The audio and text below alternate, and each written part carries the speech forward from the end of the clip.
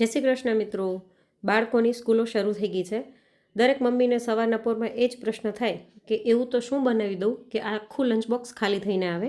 તો આજે આપણે એવી જ સરસ મજાની 6 અલગ અલગ ઝડપથી બની જાય, બાળકોને ખાવાની મજા પડી જાય અને એકદમ હેલ્ધી હોય એવી રેસીપી બનાવીશું. પણ વિડીયોની શરૂઆત કરીએ તે પહેલાં જો તમે ચેનલ પર પહેલી વખત આવતા હોય તો ચેનલને સબસ્ક્રાઈબ જરૂરથી કરી નાખજો. તો ચલો વિડીયોની શરૂઆત કરી દઈએ.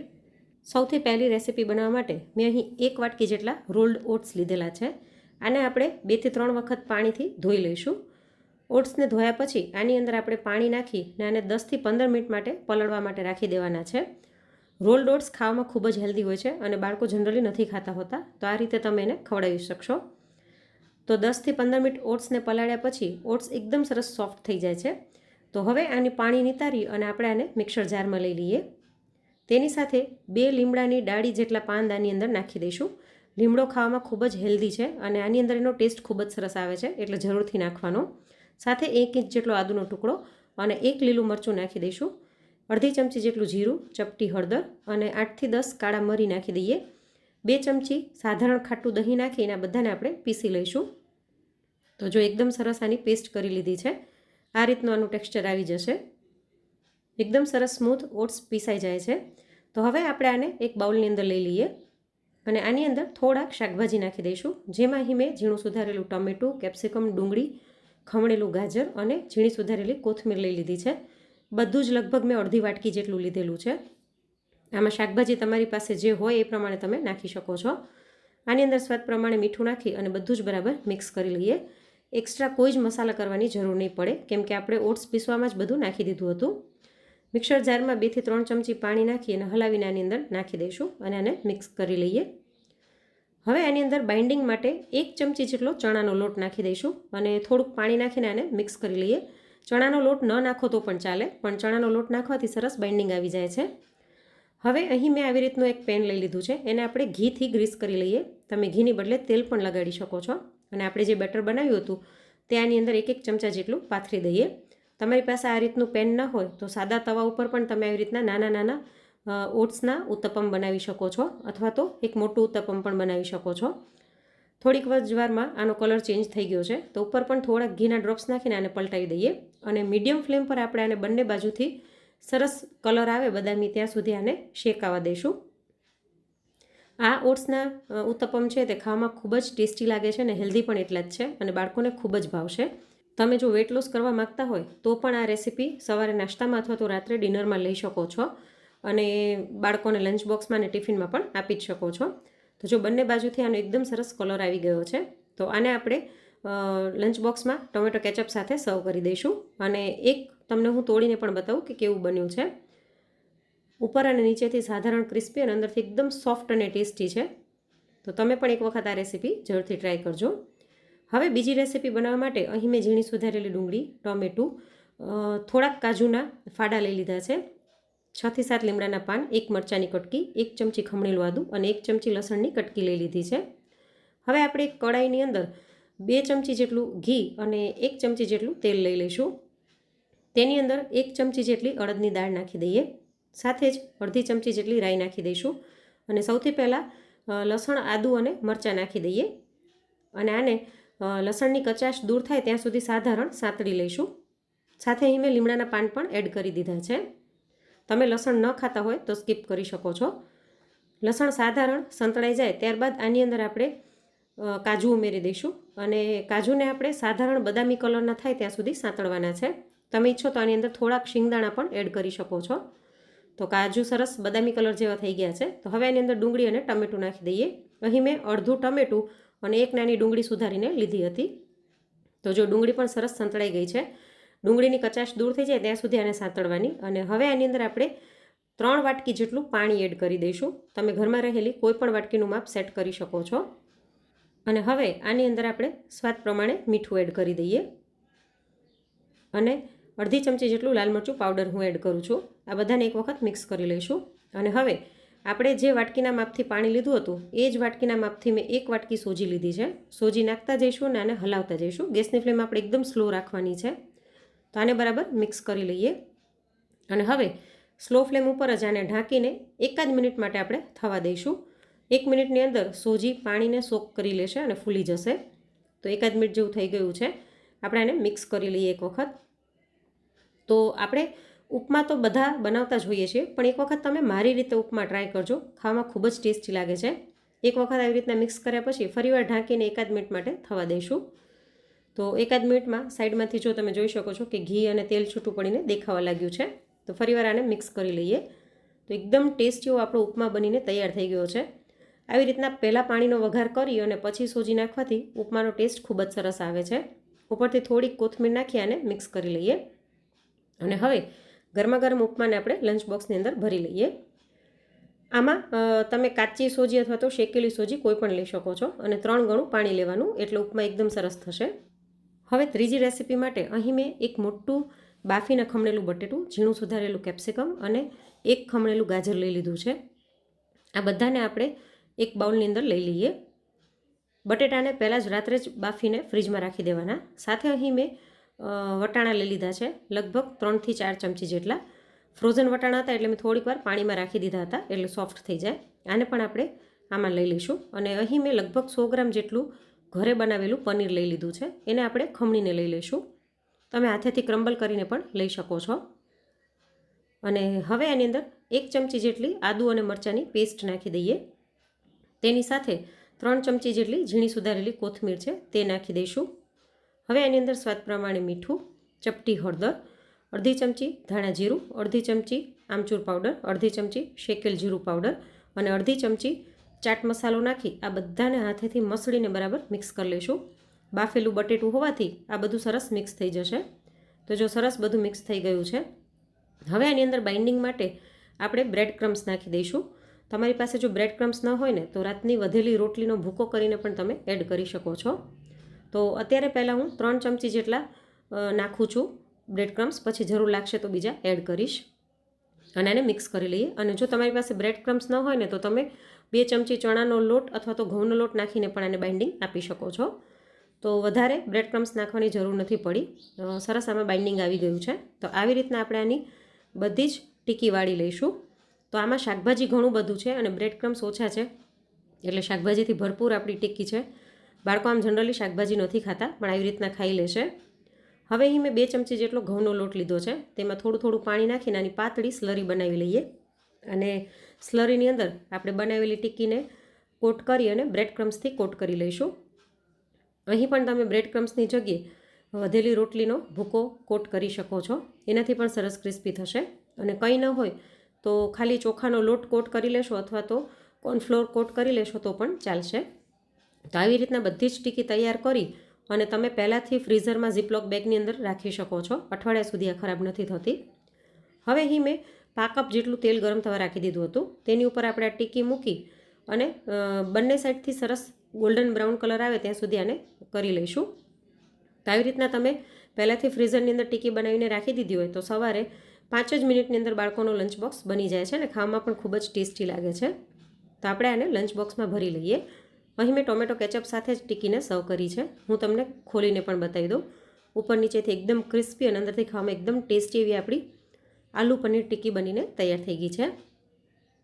હવે ચોથી રેસીપી બનાવવા માટે અહીં મેં કાચા બટેટા લીધા છે, જેને મેં છાલ ઉતારીને પાણીમાં રાખી દીધા હતા. આશરે મેં 7 થી 8 બટેટા લીધા છે, નાના હતા એટલે. આને આપણે મીડિયમ ખમણીની મદદથી ખમણી લઈશું. તો અહીં મેં બધા જ બટેટાને ખમણી લીધા છે. હવે આની અંદર આપણે મરચાંની કટકી એડ કરી દઈએ. તો અહીં મેં લાલ અને લીલા બંને મરચાં લીધા છે, એક. તમે બાળકો ખાતા હોય એ પ્રમાણે મરચાંની તીખાશ નાખી શકો છો. સાથે 3 થી 4 ચમચી ઝીણી સુધારેલી કોથમીર નાખી દઈએ અને 1 ઇંચ જેટલું આદું ખમણીને લઈ લઈશું. હવે આની અંદર સ્વાદ પ્રમાણે મીઠું નાખી અડધી ચમચી કાળા મરીનો પાવડર નાખી દઈએ અને અડધીથી પોણી ચમચી જેટલો ચાટ મસાલો નાખી આ બધાને હાથેથી મસળીને મિક્સ કરી લઈશું. આમાં આપણે કોઈ જ લોટ નથી નાખવાનો, છતાં પણ એકદમ સરસ આમાં બાઇન્ડિંગ જેવું આવી ગયું છે. તો હવે આપણે એક નોનસ્ટિક તવો લઈ લઈશું. તેને સાધારણ ઘીથી ગ્રીસ કરી લઈએ. તમે અહીં પણ તેલનો ઉપયોગ કરી શકો છો. અને આપણે જે બટેટાના લચ્છા તૈયાર કર્યા હતા તેની ઉપર મૂકી અને હાથેથી આવી રીતના ફેલાવી દઈશું અને એક રાઉન્ડ જેવો શેપ આપી દઈશું. અને આપણે આની અંદર કાચા જ બટેટા લીધેલા છે, એટલે આને મીડિયમ ફ્લેમ પર આપણે થવા દેવાનું છે. આમાં મેં કોઈ લોટ નથી નાખ્યો, પણ તમે ઈચ્છો તો થોડોક કોર્નફ્લોર એડ કરી શકો છો. થોડીક વાર થાય એટલે આજુબાજુ સહેજ ઘીના ડ્રોપ્સ નાખીને આને આપણે થવા દઈશું. તો જો થોડીક જ વારમાં આનો કલર બદલાઈ ગયો છે તો ઉપર પણ થોડા ઘીના ડ્રોપ્સ નાખીને આને પલટાવી દઈએ અને બીજી સાઈડથી પણ સરસ ક્રિસ્પી થાય ત્યાં સુધી થવા દઈશું. તો આ કાચા બટેટાના લચ્છા પુડલા બાળકોને ખાવામાં ખૂબ જ મજા આવે છે અને ખાવામાં એકદમ ટેસ્ટી છે ને જલ્દી બની પણ જાય છે. અને તમે સાંજે ચા સાથે પણ બનાવીને ખાઈ શકો છો. તો આ પુડલું બંને સાઈડથી સરસ શેકાઈ ગયું છે. આને આપણે નીચે લઈ લઈએ અને આવી રીતના મેં અહીં 4 ફોલ્ડમાં આને વાળી લીધા છે. પુડલાને આપણે ટોમેટો કેચઅપ સાથે સર્વ કરીશું. તમે ગ્રીન ચટણી સાથે પણ આપી શકો છો. 5મી રેસીપી બનાવવા માટે અહીં મેં 1 વાટકી જેટલા અથવા તો 1 કપ જેટલા બટેટા પૌવા લઈ લીધા છે. તેને 2 થી 3 વખત ધોઈ અને આપણે 5-1 મિનિટ પલળવા માટે સાઈડમાં રાખી દઈએ. ત્યાં સુધી 1/2 કપ જેટલી સોજી લઈ લઈશું અને 1/2 કપ ખાટું દહીં લઈ અને સોજીને દહીંને બરાબર મિક્સ કરી લઈએ અને આને પણ 5-1 મિનિટ રહેવા દઈશું એટલે સોજી છે તે સરસ ફૂલી જશે. ત્યારબાદ આપણે જે પૌવા પલાળીને રાખ્યા હતા એને આપણે ચાળણીમાં કાઢી અને એનું બધું જ પાણી નિતારી લઈશું અને તે પૌવાને સોજીની અંદર મિક્સ કરી લઈએ. હવે આની અંદર 1 ખમણેલું ગાજર, અડધી વાટકી જેટલી ઝીણી સુધારેલી કોથમીર, 1 ચમચી ખમણેલું આદું અને 1 લાલ મરચાંની કટકી મેં અહીં લીધેલી છે તે નાખી દઈશું. તમે એની બદલે લીલું મરચું પણ લઈ શકો છો. સાથે સ્વાદ પ્રમાણે મીઠું અને 1 ચમચી જેટલા ચીલી ફ્લેક્સ નાખી દઈએ. 5 ચમચી જેટલો આમચૂર પાવડર નાખી આ બધાને આપણે મિક્સ કરી લઈશું. આની અંદર એક્સ્ટ્રા કોઈ જ મસાલા નથી પણ છતાં ખાવામાં ખૂબ જ ટેસ્ટી લાગે છે. આ બધાને આપણે હાથેથી મસળીને બરાબર મિક્સ કરી લઈશું. પૌવા અને સોજી હોવાથી સરસ આમાં બાઇન્ડિંગ આવી જશે. અને હવે આને આપણે આવી રીતના નાના નાના બોલ્સ બનાવી અને વચ્ચે આવી રીતના સહેજ ખાડો કરી લઈશું એટલે આવી રીતના આપણે કોઈન જેવો આને શેપ આપી દઈએ. આવી રીતના આપણે બધા જ કોઈન તૈયાર કરી લઈશું. આ રેસીપી તમે રાત્રે ડિનરમાં પણ સર્વ કરી શકો છો. ખાવામાં ખૂબ જ મજા આવે છે અને ખૂબ ઝડપથી બની પણ જાય છે. તો અહીં આવી રીતના મેં બધા જ કોઈન તૈયાર કરી લીધા છે. આને આપણે સ્ટીમ કરવાના છે. તો અહીં મેં આવી રીતના સ્ટીમર લઈ લીધું છે તેની અંદર આને મૂકી દઈએ. તમે ઢોકળિયામાં પણ સ્ટીમ કરી શકો છો.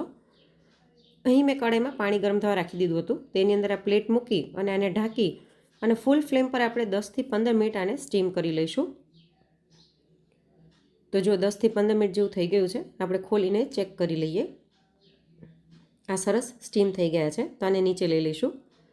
આ એકદમ સરસ સોફ્ટ હોય છે. જો હું તમને બતાવી દઉં, આની અંદર આપણે સોડા ઈનો કંઈ જ નથી નાખ્યું પણ છતાં એકદમ સોફ્ટ બને છે અને ખાવામાં એટલા જ સરસ ટેસ્ટી લાગે છે. અંદરથી પણ જુઓ એકદમ સરસ સોફ્ટ અને જાળીદાર છે. આને આપણે એમનેમ જ ખાઈ શકીએ છીએ પણ આનો આપણે વઘાર કરીશું. જેના માટે કઢાઈની અંદર 1 ચમચી તેલ લઈ તેમાં અડધી ચમચી રાઈ નાખી દઈએ. રાઈ સરસ ફૂટી જાય એટલે અડધી ચમચી જીરું અને અડધી ચમચી સફેદ તલ નાખી દઈશું. સાથે 5 થી 6 લીમડાના પાન અને 1 લાલ મરચું મેં લાંબી સ્લાઇસમાં સુધારીને લઈ લીધું છે. સાથે અડધી ચમચી જેટલો સાંભાર મસાલો નાખી અને મિક્સ કરી લઈશું. ગેસની ફ્લેમ સ્લો રાખવાની છે એટલે મસાલા બળી ન જાય. અને આપણે જે પોહાના કોઈન્સ સ્ટીમ કરીને રાખ્યા હતા તે બધા જ આની અંદર નાખી દઈએ અને આને બરાબર મિક્સ કરી લઈશું. આની અંદર આપણે સાંભાર પાવડર નાખ્યો છે એના કારણે આનો ટેસ્ટ ખૂબ જ સરસ આવે છે. તમારે ન નાખવો હોય તો તમે એની બદલે લાલ મરચું પાવડર પણ નાખી શકો છો. આ બધાને બરાબર મિક્સ કરી લઈએ અને ઉપરથી થોડીક ઝીણી સુધારેલી કોથમીર નાખી દઈશું. તો ખૂબ જ ઝડપથી બની જાય અને ખાવાની મજા પડી જાય એવા આપણા પોહા બાઇટ્સ તૈયાર થઈ ગયા છે, જેને આપણે ટોમેટો કેચઅપ સાથે સર્વ કરી દઈએ. તો તમે પણ એક વખત બાળકોને આ રેસીપી જરૂરથી બનાવીને આપજો. હવે છેલ્લી રેસીપી બનાવવા માટે અહીં મેં સરગવાના પાન લઈ લીધા છે. આને આપણે બધા પાનને છૂટા પાડી લેવાના છે. કોઈ કોણી દાંડલી રહી જાય તો વાંધો નહીં આવે. સરગવો ખાવામાં કેટલો હેલ્ધી છે તે આપણે બધા જ જાણીએ છીએ પણ જનરલી બાળકો નથી ખાતા હોતા. પણ આ રેસીપી બાળકો પણ આરામથી ખાઈ લે છે, એટલી સરસ ટેસ્ટી લાગે છે. તો અહીં મેં લગભગ 1 મોટા બાઉલ જેટલા સરગવાના પાન લઈ લીધા છે, જેને આપણે આવી રીતના ઝીણા ઝીણા સુધારી લઈએ. સુધાર્યા પછી જોઈએ તો લગભગ 1 મોટી વાટકી જેટલા આપણે અહીં પાન લીધેલા છે સરગવાના.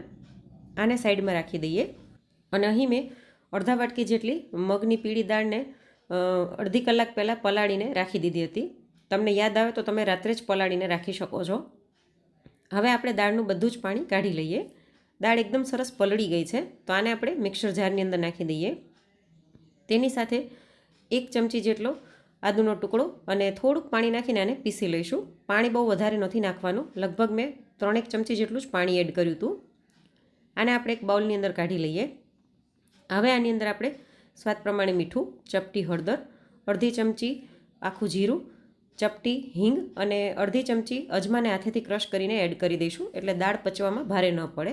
સાથે એક લીલા મરચાંની કટકી મેં લઈ લીધી છે અને આપણે જે પાન સુધારીને રાખ્યા હતા તેને ધોઈ અને આની અંદર નાખી દઈશું અને આને બરાબર મિક્સ કરી લઈએ. આની અંદર પણ એક્સ્ટ્રા કોઈ જ મસાલા નથી, પણ છતાં ખાવામાં ખૂબ જ ટેસ્ટી લાગે છે. તો આપણું ખીરું તૈયાર થઈ ગયું છે. હવે અહીં મેં નાનકડું પેન લઈ લીધું છે, તેની અંદર આપણે અડધી ચમચી ઘી નાખીને આને બરાબર ફેલાવી દઈએ. તમે આને તેલમાં પણ શેકી શકો છો, પણ ઘીમાં સરસ સુગંધ આવે છે ને ટેસ્ટ પણ સરસ આવે છે. અને આપણે જે ખીરું બનાવ્યું એ 2 ચમચા જેટલું આની અંદર નાખીને આને ફેલાવી દઈશું. આમાં તમને એવું થતું હશે કે સરગવાની કડવાશ આવશે, પણ જરાય ખબર નહીં પડે કે આની અંદર સરગવો નાખ્યો છે. તો થોડીક વાર મીડિયમ તાપે કર્યા પછી આનો કલર બદલાઈ ગયો છે, તો ઉપરથી પણ થોડુંક ઘી નાખીને આને આપણે પલટાવી દઈએ અને બીજી સાઈડથી પણ એકદમ સરસ ક્રિસ્પી થાય ત્યાં સુધી આને કરી લઈશું. સહેજ આપણે દબાવીને કરીશું એટલે સરસ ક્રિસ્પી થશે. તો જો બંને બાજુથી સરસ આપણો નાસ્તો બની ગયો છે. આવી જ રીતના બીજા પણ તૈયાર કરી લઈએ, જેને અહીં મેં નારિયેળની ચટણી સાથે સર્વ કર્યું છે. તમે ટોમેટો કેચઅપ કે ગ્રીન ચટણી સાથે પણ સર્વ કરી શકો છો. અને દાળના બનેલા હોવાથી એકદમ સરસ ફિલિંગ છે. 2 પુડલામાં તો બાળકો ધરાઈ જશે. હું તમને ખોલીને પણ બતાવી દઉં કે જુઓ, ઉપર નીચેથી એકદમ સરસ ક્રિસ્પી અને અંદરથી ખાવામાં એટલા જ સરસ ટેસ્ટી લાગે છે. તો આ બાને બાળકો દાળ અને સરગવો બંને ખાઈ લેશે અને ખાવાની પણ મજા પડી જશે. તો આવી રીતના તમે બાળકોને હેલ્ધી અને ટેસ્ટી લંચ બોક્સ બનાવીને આપશો તો જરૂરથી ટિફિન ખાલી થઈને આવશે. તો આજની આ 6 રેસીપીમાંથી તમને કઈ રેસીપી સૌથી વધારે ગમી તે મને કોમેન્ટમાં જરૂરથી જણાવજો. અને જો આજનો વિડીયો ગમ્યો હોય તો લાઈક કરીને વધુમાં વધુ શેર પણ કરજો. અને આવી જ અવનવી રેસીપી જોવા માટે ચેનલને સબસ્ક્રાઈબ કરવાનું ના ભૂલશો. જલ્દી જ મળીશું નવી રેસીપી સાથે. Thanks for watching.